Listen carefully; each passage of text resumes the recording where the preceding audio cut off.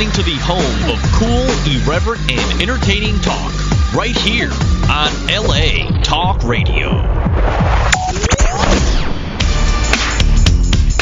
You're listening to The Art of Love with your host, Lucia, right here on LA Talk Radio.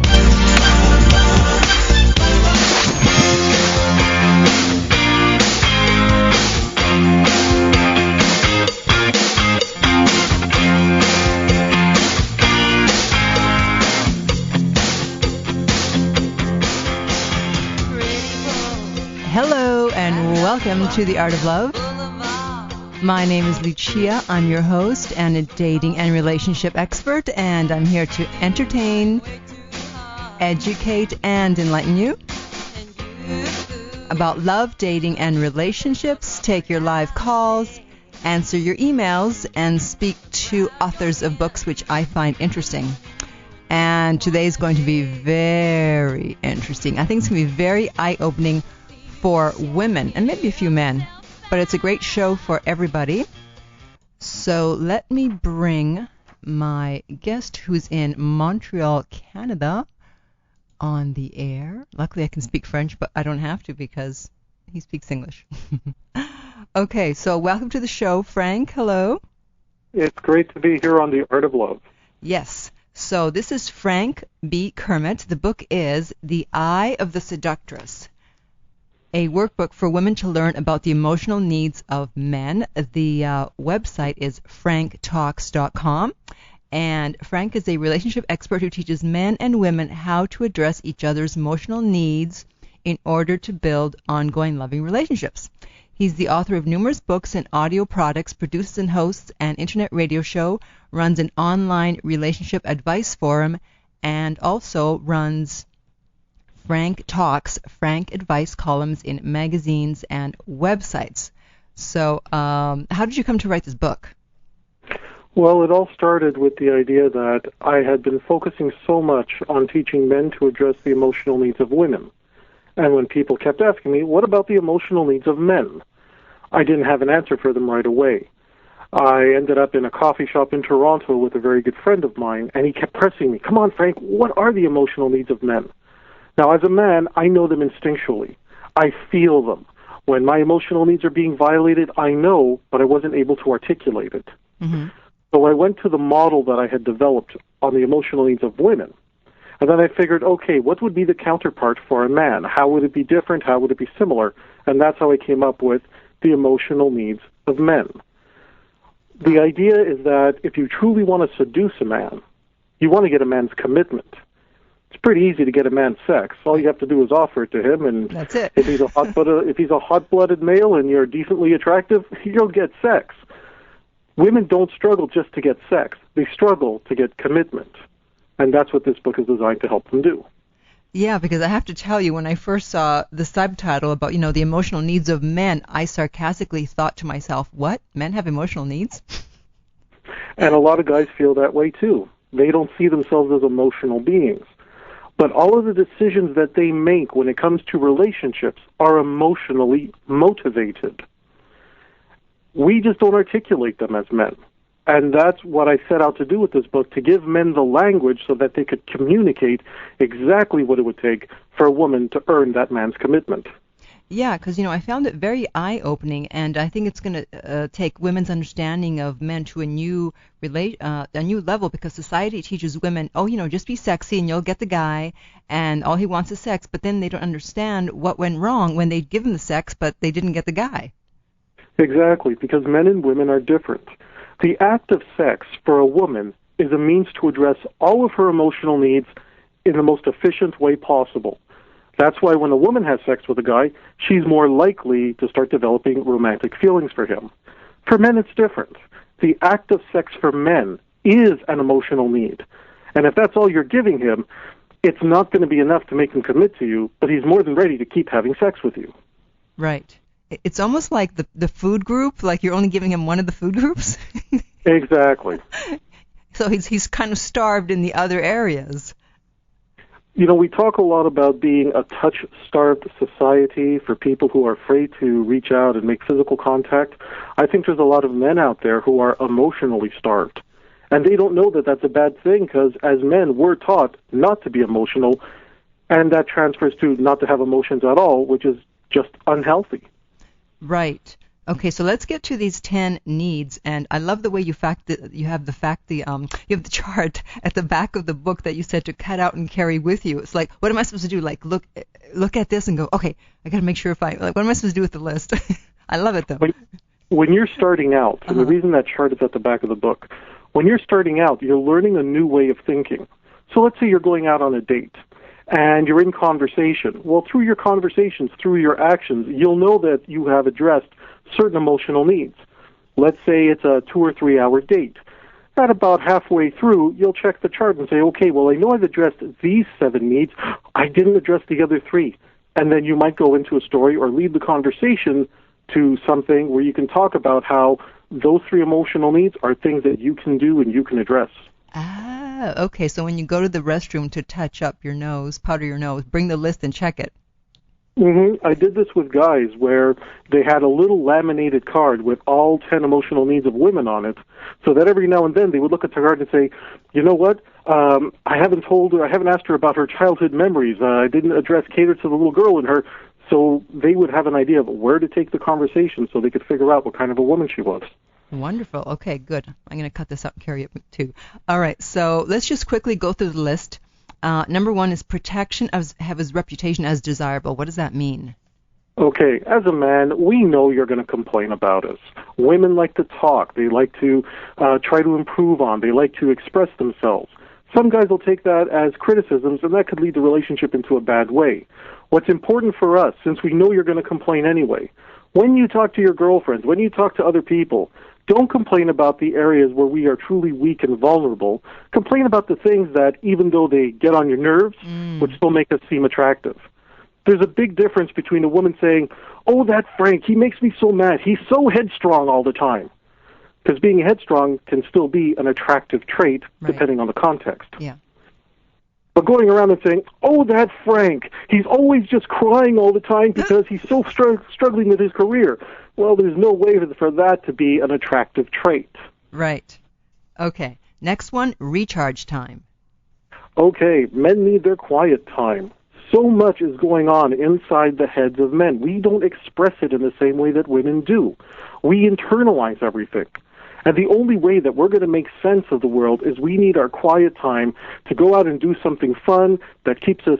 Sometimes we go into our workshops. Sometimes we have to go out and have a beer. We need something so that we can process everything that's been happening to us lately. A man who doesn't get his quiet time is going to be a lot more agitated, a lot more irritable, and he's not going to be in the headspace to connect with anybody. When your man says, I just need to go out, he's not trying to get away from you. He's trying to sort out his own head, and he needs his quiet time, his relaxed time to do it. Right, so when a guy says he needs a night out with the boys, you need to just let him go. Exactly. He's not saying, honey, I'm trying to get away from you. He's saying, I need my night out with the boys so I can reformulate everything going on in my head and calm down. Otherwise, I'm not going to be able to connect with you again. And if he is going out every now and then, part of that reason is that he does want to connect with you. He just needs to find the energy to do it. Right. Okay. Number 3, can you mind the store? This is so important, and a lot of women don't realize this. I bet every single woman right now listening has lost a guy because of this emotional need. Can you mind the store? Wow. Every man, every now and then, becomes incapacitated. He becomes ill. He ends up in a space where he's not going to be at his best. Can he rely on her to take care of things while he's incapacitated? Now, at the most serious, we're looking at a man who, let's say, has gotten injured, can't speak for himself at that moment. Does she have what it takes to pick up the phone and call 911, or is she going to get into a panic? Is she going to be unable to even call for help?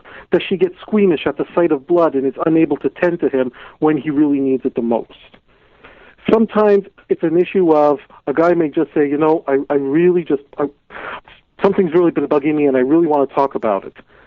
If the woman that he's with says, I really don't want to hear it right now, let's go and do something fun, he already knows, I was vulnerable. I needed someone to mind the store because right now I can't be the dominant one. I can't be the one leading the relationship, and you weren't there for me. Okay, we'll have sex, but don't expect anything with me in terms of a future. Right.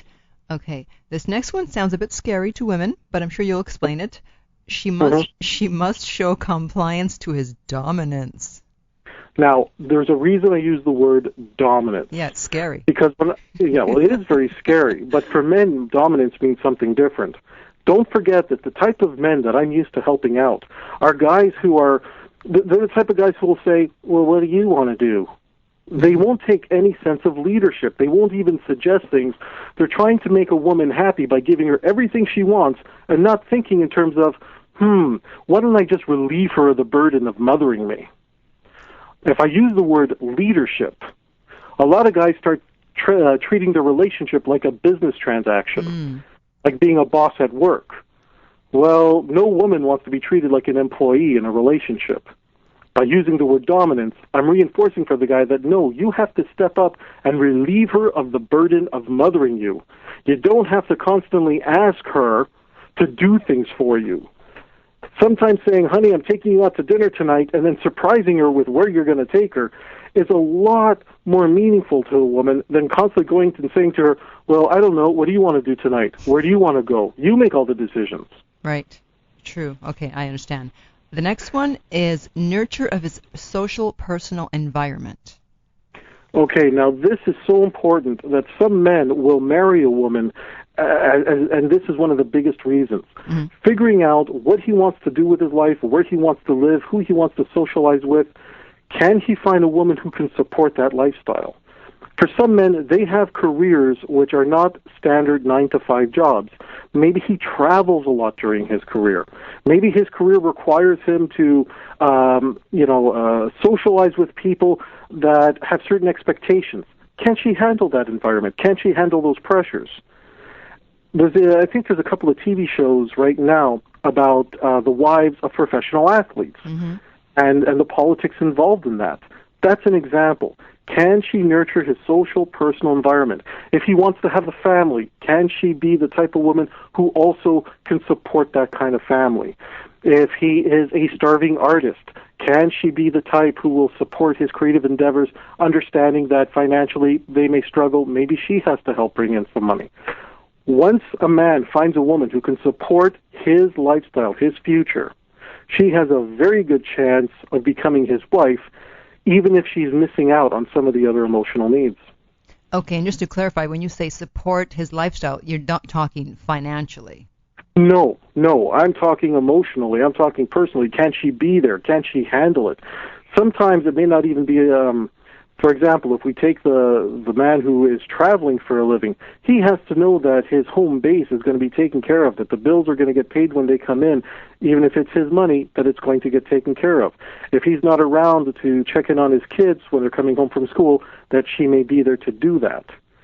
Figure out what kind of a lifestyle he wants, and then see, as a woman, if you can support that lifestyle, not necessarily financially, but in all areas, emotionally and mentally as well. Okay. The next one is be the secret keeper. I can't tell you how many times women have failed this test, even when I've tested them with it. And I'll start off with, tell me one of the nastiest little secrets about one of your friends. If she tells me, I know that I can't trust her with my secrets. Well, that also means then I can't trust her with my bank account, I can't trust her with my future, and I certainly won't trust her with my heart. So I'll just have sex with her if I like her enough. But that's about it. Okay. Number 7 is put us, the couple, first. One of the things that I teach women is to beware their friends. Long term, women's friends, as great as the support they are, can also influence them to turn on their own families. This is why put us, the couple, first is so important for a man. He wants to know that if he makes that kind of emotional investment in her, that it's going to be reciprocated, and she's not going to turn around and say, well, my friend said this, and I don't think our relationship is good. Well, the two people who need to decide whether or not the relationship is satisfying are the two people in the relationship by their own standards, not by any outside forces. Right. Okay, next one is sex. Give him the sex he wants. Now, for sex, depending on the man, this could be so important, it can make up to 25% of the reason he will choose a woman to marry. Wow. Now, remember I was telling you earlier that sex is different for men and women. The act of sex for women addresses her emotional needs, all of them, at one instance. For a man, sex is an emotional need. Men can only have oxytocin released in their brains through two methods: long embraces and sex. We don't get that wonderful chemical going on our brain in any other way. That's why sex for a man is an emotional need. We have an emotional response to sex. We don't necessarily get attached to who we're having sex with. It's an emotional response within us. And if your man has a particular sexual fetish, make sure that you satisfy it, because if you don't, since it's an emotional need for men, he'll likely go elsewhere to get it. But will he marry someone who doesn't satisfy that fetish? Will he marry someone who doesn't satisfy the fetish? Well, if I base it strictly on my clientele, what usually happens is that the woman will address the number of emotional needs. She won't fully satisfy what he needs sexually, so he might still marry her, he might still have a relationship with her, but he won't be sexually faithful with her. That's what I was going to ask, actually. That's what I was trying to say. That's what I figured. Okay.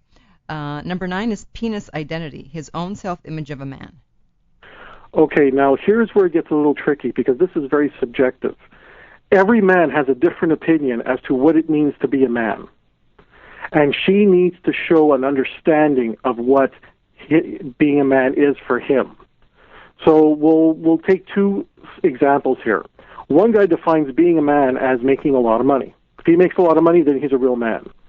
Another man will define himself as a man spends times with his kids instead of more hours at the office.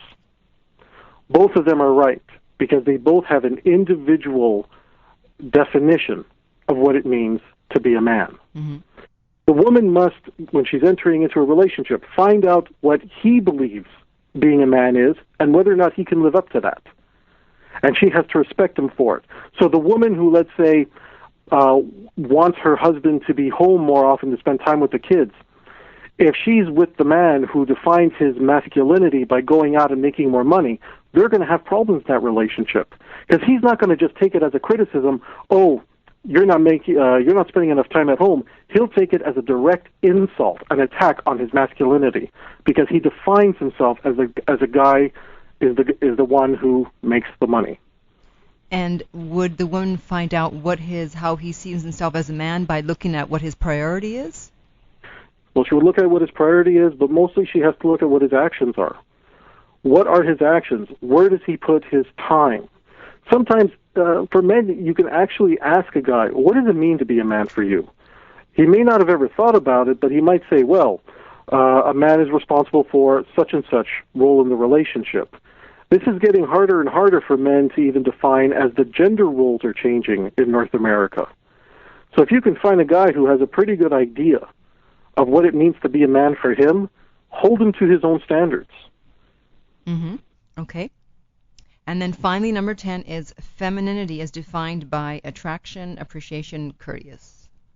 Okay, now this could be such a huge one, and if you look at most advertising geared towards males, males are constantly taken advantage of because of their love for femininity. Here's where, again, it gets tricky. It's very subjective.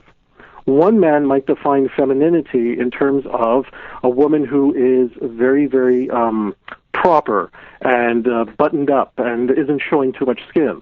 Another man might define femininity as a woman who lets it all hang out, who embraces her sexual orientation and puts it out there and dresses provocatively. Both of them are right, because it's a subjective nature of what turns him on as femininity. So that's where we get attraction and arousal. For appreciation, men want to feel that they're useful. One of the challenges that women have in this day and age is that they don't really need men. They don't. They can provide for themselves. They can go to school. They can get a career going. Mm-hmm. They can start their own businesses. So they don't really need men to provide. Mm-hmm. They still need men as an emotional support. They still need men as an emotional contribution in their lives. Our generation of men now feels very lost Right. Because the old traditional gender roles that were in place of, well, he's the breadwinner, he comes in and do this, there was something to appreciate him for. Now that women can do that themselves, how does a man feel appreciated? And it's important for a woman in a relationship, especially if she wants the man's commitment, to really show appreciation for everything he contributes to that relationship, not just financially, as the case may be, but for the emotional support that he offers in the relationship. Okay. So do you think that everyone has like one primary emotional need, and if that's not met, no matter how many other needs are met, they won't be interested, or as long as that is met, they're willing to let go of some of the other needs? There is a sense of priority in anybody's emotional needs criterion, anybody's emotional needs makeup. Mm-hmm. It's usually based on their life experience and where they are in their lives. So younger people might want more drama, more fun, and they may not be focusing on things such as fear of abandonment. As people get older, things like fear of abandonment, trust and honesty, they have more to risk, they have more to lose. It really depends where a person is in their life. If you can figure out what are the primary emotional needs of that person, and yes, for some people, one emotional need may override everything else. So let's say you're dealing with a couple that has been married for a number of years, they have kids. They start getting into some problems because some of their emotional needs are being violated. Why do they stay in that relationship? Because their primary emotional needs may still be getting addressed, even if some of their more minor ones are being violated. It's only when the majority of your important emotional needs get violated that you know the relationship is going to end. Okay, so would that explain why, I have this girlfriend, and her relationship with the guy she was dating ended probably like 10 months ago, and yet she just somehow cannot let go, and yet he's, in many ways, she keeps saying, no, he's not the guy I want. He doesn't have enough money, he doesn't have a steady job, he barely has a place to live, and yet I cannot get him out of my mind. Is that because he was satisfying her primary emotional need? Okay, well, the fact that they're not together right now suggests that her primary emotional need may not have been met. However, he might have addressed a number of her secondary and tertiary emotional needs, which is why she's still thinking about him. She needs to figure out what was so important to her that she let this guy go. Once she figures that out, that's when she can go through the process of figuring out, is that emotional need really something that should be important? Does she need to reprogram her emotional needs? Does she need to do some emotional need deconstruction? Or was she right to leave him and find someone else? Okay, yeah, because a lot of times people stay stuck on guys or women from the past, and I guess it's because they were getting a certain need met that I can't get on their own or from other people. Exactly. Now, there is another emotional need called el destructo. I call it el destructo because people destroy themselves with this. Wow. It's one of the most dysfunctional emotional needs that both men and women have, and this is it. It's the emotional need of assuming that a specific person is able to address all of their emotional needs. Why is it el destructo? Because that's usually based on a fantasy image they have of the person, not necessarily what the person can actually do. Now, this happened to me with my ex-fiancée. We were together for about 3 years on and off. She ended up with my best friend, of all things. Wow. Horrible situation, but after 7 years, I was still hooked on her. And it wasn't until I went through the process of learning and developing my emotional needs theories that I got her back, and that's when I realized, wow, I wasn't in love with this woman. I was in love with this fantasy image I had of this woman. Now here she is in front of me in reality, and she doesn't measure up to what I thought. I had el destructo. And it wasn't until I came to the conclusion that the fantasy of a person is always going to be better than the real thing. And nobody, and I mean nobody, can ever live up to a fantasy. Right. Yeah, I mean, that's why, like with me, when something is over, it's over, because once it's over, then I go through the grieving process, whatever, and I take them down from their pedestal, and once they're down, I can't put them back up. One of the things that I would suggest to somebody struggling with this is to get into the habit of not putting a person up on a pedestal to begin with if you can't handle the emotional backlash after a breakup.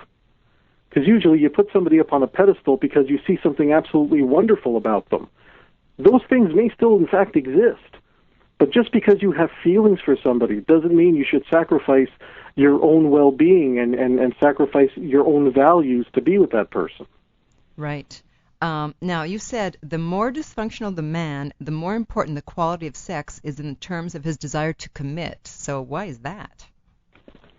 Okay. Sex at that point for a man is in a form of escape. If he's truly emotionally damaged, let's say he's maybe he's an abuse victim, a neglected child, or he has some type of demon in his past that he still hasn't dealt with. Because of the oxytocins that are released in the man's brain, sex can become a form of escapism. The more dysfunctional he is in life, the more he needs to escape.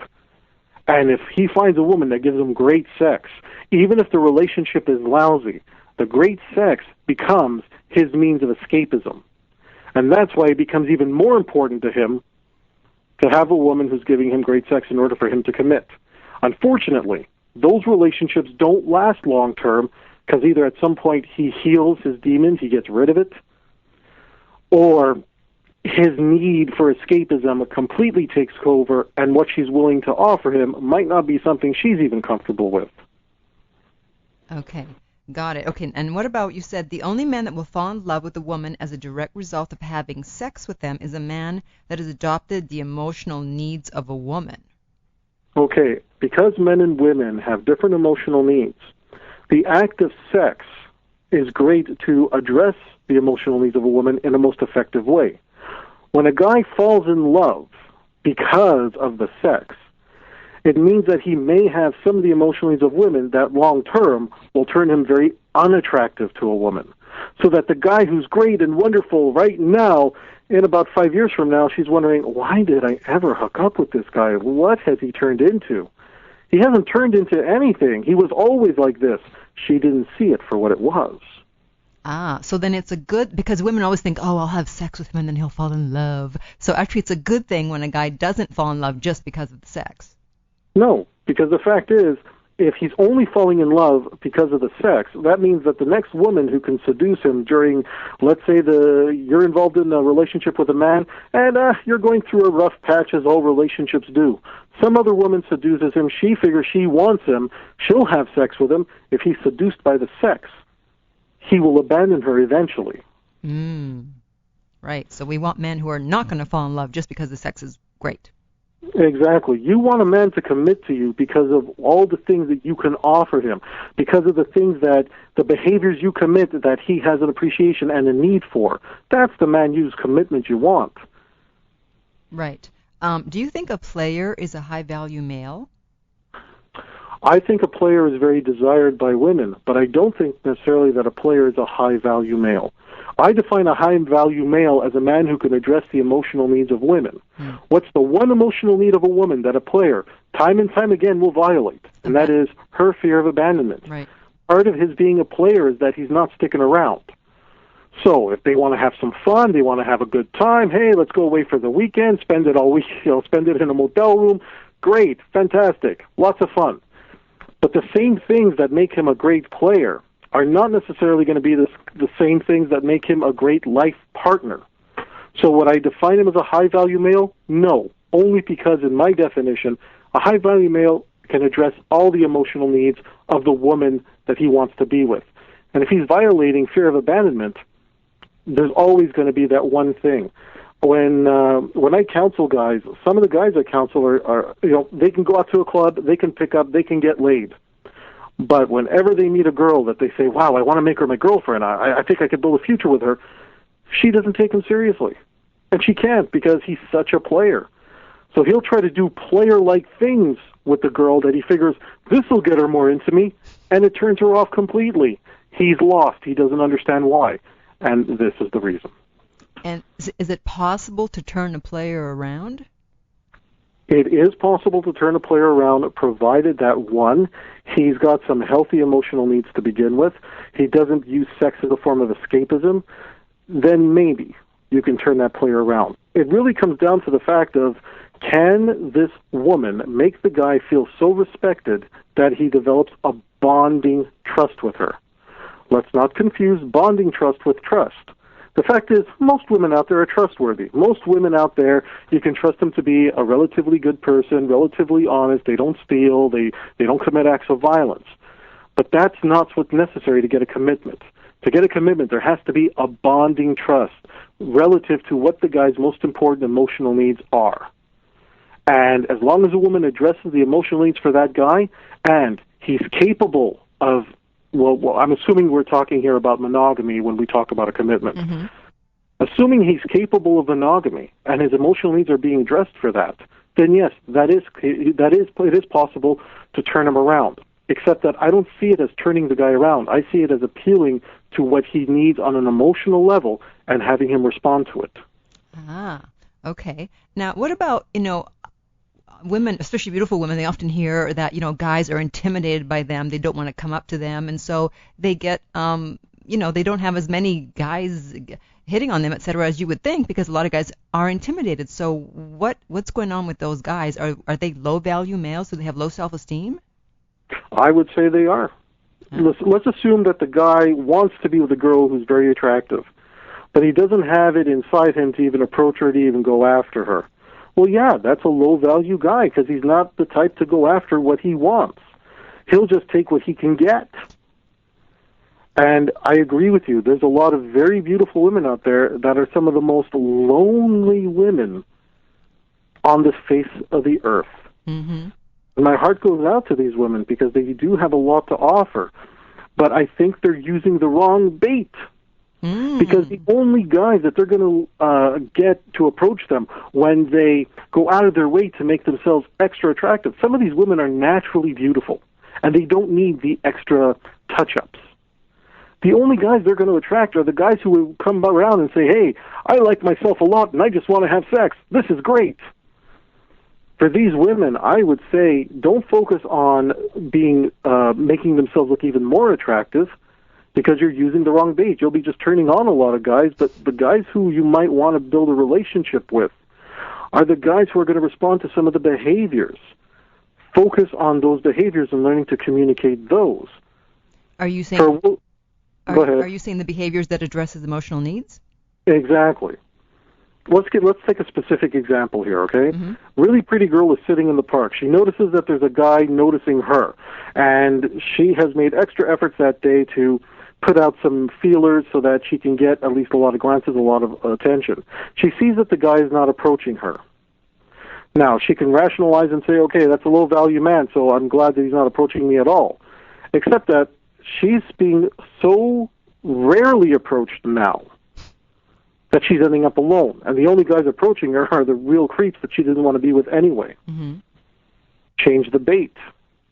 Maybe they don't put so much attention into your appearance. Maybe instead of getting everybody to look at you, because at that point she's seeking more attention, maybe at that point dress down a little bit.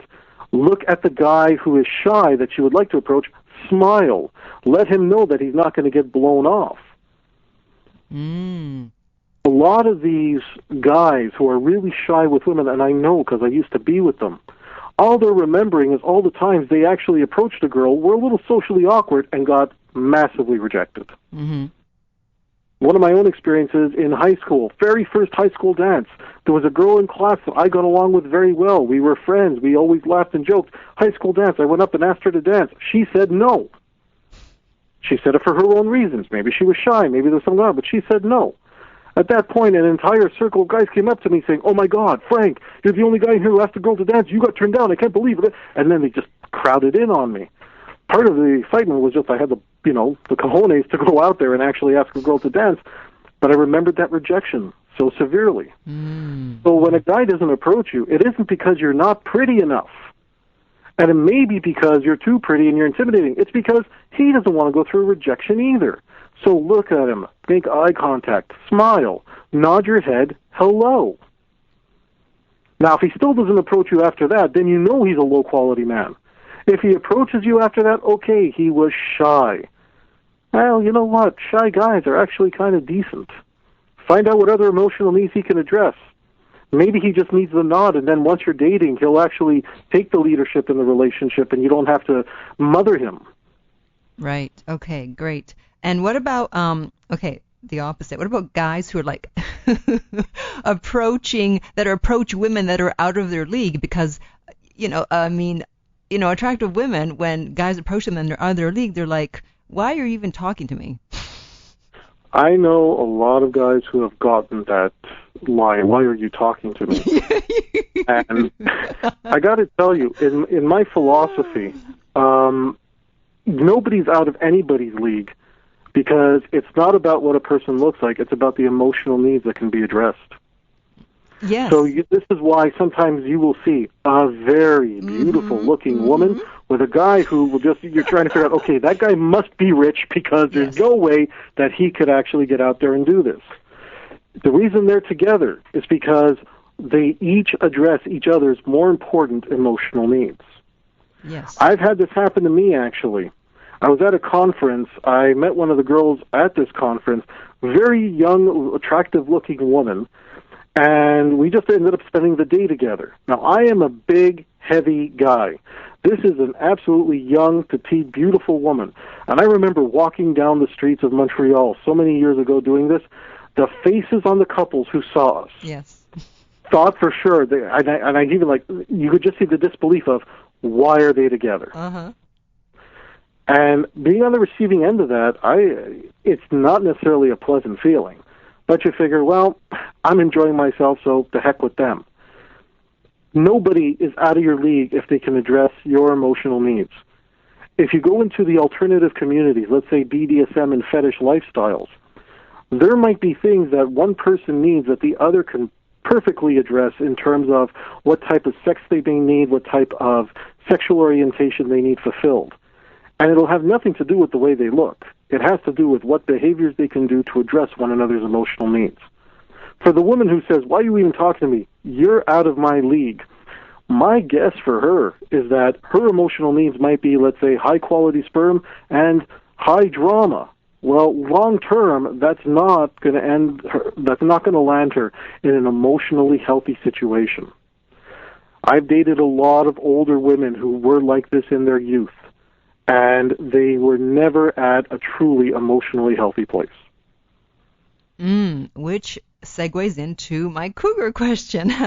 So maybe you've already explained it in answering this previous question, because a lot of people think, what? How can these young guys be attracted to these older women? So then would you say it's because the older women, one of the main reasons is the emotional needs?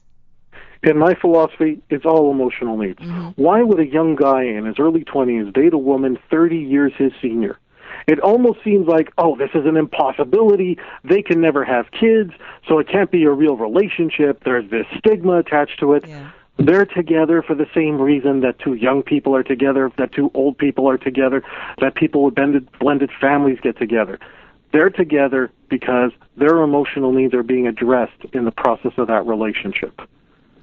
So it's not an age thing. It's about whether or not the emotional needs are being addressed. Good. Now I'll have some fodder for my interviews, because people are always like, what? We don't understand. Because everyone thinks it's just about sex. Well, they assume it's just about sex because there's that stigma attached. An older man dating a younger woman doesn't necessarily have the stigma because there's always the potential for them to have children. Men don't have that biological clock. Unfortunately, women have this unfair stigma put on them because they get older, they have a biological clock. They may still want to have a romantic relationship with a younger man.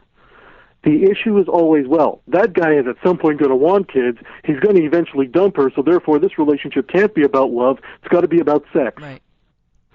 They never factor in that, well, maybe that guy's not interested in having his own kids. Maybe he's perfectly content with adopting if it comes to that. They never even consider that maybe it's the guy who's unable to have kids. Right. Okay, so these are the realities that we're talking about. You can't ever worry about what somebody else says or thinks about who you choose as your life partner. Because 10 years from now, they're likely going to be out of your life. Maybe they'll be dead. Maybe they'll be in another country. And a few centuries from now, they'll be on another planet. Right. But they will not have to deal with the choices and consequences of your actions today. That's the only person that you have to answer to. Yeah, I'm glad you said that, because unfortunately a lot of women are like ashamed and embarrassed, and they try to keep it hidden that they're dating much younger men. Okay, I have two things to say to that. Number one, a woman has to calibrate to her environment.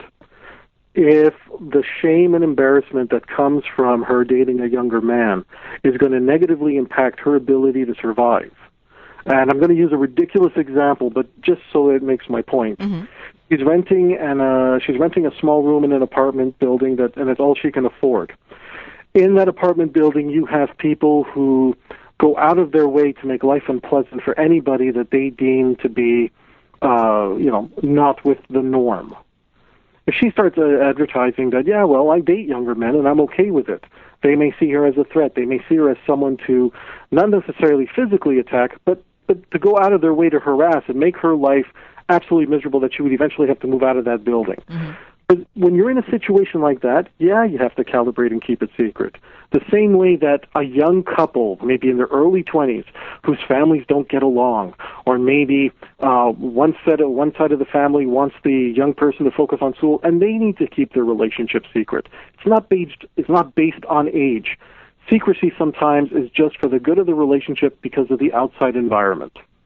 So that's the first thing I'm going to say. The second thing I'm going to say is that if you're not in that situation where outside forces have any power to influence you, then to those women out there who are dating younger guys, don't feel embarrassed about it. Don't try to hide it, but be matter of fact about it. You don't have to flaunt it either. Mm-hmm. Be matter of fact about it. Yes, I'm dating a guy. Yes, he's 30 years younger than me. You have to understand that if you're not okay with it, no one around you is going to be okay with it, because they sense that you're doing something that you don't agree with. But if you come across as, yes, as a matter of fact, this is my situation, and I'm okay with it, they will follow your emotional stance on your current situation. There's no way you're ever going to be able to build a relationship with anybody if you yourself feel guilty for having it. Wow. But if you... Go ahead. You're brilliant. I know. I have been working at this a long time, and when it comes to dating older women, I've dated women 30 years my senior. Okay. So I'm not at all fazed by these ideas. Right. You've been there, done that. Well, thank you. Exactly. Now, let's move on. We just have a little bit of time left here, unfortunately. The Rules, you said that The Rules was a book that taught women how to attract low-value males that happen to be good providers? Mm-hmm. Okay, let me be very specific here. A lot of the things that some regular relationship advice promote is the idea that you want to look a certain way because you want a guy who's only going to like you because of how attractive you are. You want to make sure that you find a man who has a lot of money and who can support you. Well, if your only vices... I'll give you an example, okay? In that book, they even say things like, a girl has to be standoffish. If the guy calls her up for a date, she has to initially say, well, no, I'm actually busy that night, let's go out on another night. A low-value guy is going to figure, okay, I don't have any other options, so I'll wait. And if she's not available this weekend, I'll stay home and wait for her, and next weekend I'll call her again. It's the low-value guy that doesn't have options. A high-value guy is going to say, that's okay, you're not available this weekend, not a problem. I'm going to go out this weekend and see if I can meet somebody who does want to spend time with me. Mm-hmm. A high-value guy has options. Low-value men take what they can get. Now, if you have a low-value guy, maybe somebody who really doesn't have a sense of what he's worth, maybe has a low self-esteem, he'll just be happy to get anything. But these are the same guys that once they got their wife, once they got their house, once they have what looks like a stable life, these are the guys that the adult entertainment industry are making so much money on, because they never went out and got it for themselves. Ah, okay. Interesting. You also said that a woman that finds a man desirable should be careful not to send mixed messages. Why is that? Sorry, can you repeat the question, please? Yeah. A woman that finds a man desirable should be careful not to send mixed messages. In mixed messages, meaning if she really finds him desirable, I often find that women get so self-conscious about the idea that, oh no, I can't let him know that I like him. Yes. So they try to be aloof, and they try to, oh well, I mean, I like you, but not that much. Right. I got news for you. The low-value man, the one who says, okay, you don't like me now, but maybe you'll like me later, so I'll stick around and tolerate you making me feel rejected. That's the low-value guy. That's the guy I used to be. You ask out a girl in college, she says no. You try to ask her out 3 weeks later because you figure maybe she's changed her mind. That's not a high-value man. The high-value man says, well, hey, you were giving me, on the one hand, you were telling me that, you gave me the sign you were into me, and now you're kind of blowing me off. I don't need this in my life. I've got other options. I would rather lose you and take my chances and meet 3 new women next week because I'm a social guy, and have one girl there say, wow, I really like you. Let's talk some more. You want us to go out for coffee later? Mm-hmm. That's the one who's going to get my commitment, and hopefully sex too. But he has a shot at getting the commitment later. Right. Okay. And also, you said the most dangerous emotional need of men is their need for femininity. It is their most dangerous need. It's so subjective. But a guy would end up losing all of his money when a woman acts feminine with him. He can be taken advantage of and manipulated. Like I said earlier, almost all of the advertising aimed at men tries to exploit his love of femininity. Mm-hmm. And a man is so susceptible to this. It's okay. There was once something here that happened in Montreal. There were billboards. I think it was advertising either women's lingerie or some form of music or something. And the overall image was a pair of breasts in a black lace bra. Mm-hmm. And they were placing these particular billboards in strategic places. It was causing accidents because a guy sees that billboard, says, "Oh look, cleavage." He ends up staring at that, not looking at the road, causing accidents. Right after that, there was a small protest by women who were going around putting stickers on all these billboards, and it said, "Stop looking at women's breasts." Well, if I could, I would, but I'm a guy, and that's what I like. Uh-huh. Let me be clear. That's what I respond to. Right. It's not a conscious thing, If I see a pair of breasts just hanging out there, I'm going to stare. Hey, they're breasts. Then wait. I better concentrate on the road again. It's not what I like. It's what I respond to. That is the power of femininity on the male. Mm-hmm. But now, let's look at guys who I call emotional cookie men. Okay. These are guys who are in love with a particular girl, and the girl is very nice to them, makes them feel appreciated, and she gets him to wash her car, pay for her bus pass every month, but she will never date him. Mm-hmm.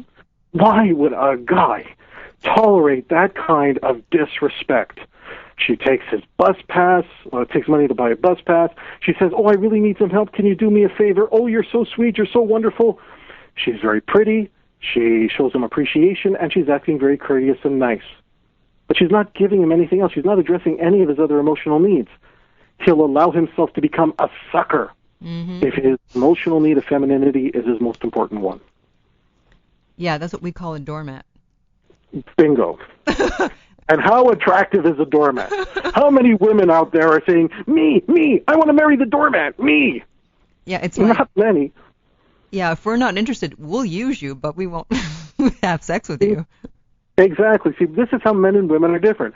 If a guy likes you, he'll have sex with you. He won't commit with you. If a woman likes you, she'll get you to do favors for him, but she won't give you sex, and she won't even consider you for long term. See, it's the total opposite. No wonder there's so many issues between men and women.